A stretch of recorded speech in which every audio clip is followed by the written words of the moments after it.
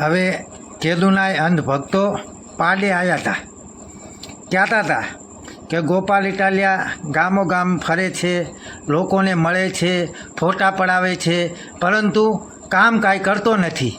પરંતુ અક્કલ મઠાઓ તમને એટલી ખબર નથી પડતી કે જ્યાં સુધી વિધાનસભાની અંદર વિધિ ના થાય ત્યાં સુધી ગોપાલ ઇટાલિયા કાંઈ કામ કરી શકે નહીં.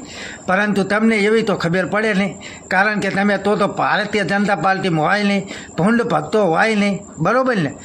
જો તમને એવી ખબર પડતી હોય તો તમને ભૂંડ ભક્તોય ના કહેવાય કે ભારતીય જનતા પાર્ટીમાં ના હોય તમને.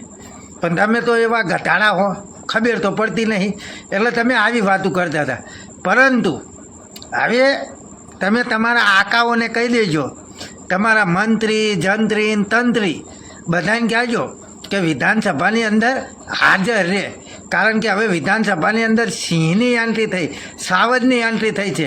એટલે સાવજની એન્ટ્રી થાય ને એટલે જે અહીંયાના શિયાળિયા હોય ને એ આમ કરીને ગાયબ થઈ જાય. કારણ કે એમને બીક લાગે કે હમણાં મારો બેટો છૂટું સંપલ મારશે, હમણાં ઓલો કાચનો ગ્લાસ મારશે, એટલે શિયાળિયા ગાયબ થઈ જાય. એટલે ભૂંડ ભક્તો, અંધ ભક્તો અને ગોબર ભક્તો તમારા આકાઓને કહેજો કે વિધાનસભાની અંદર હાજર રહે. ઓકે.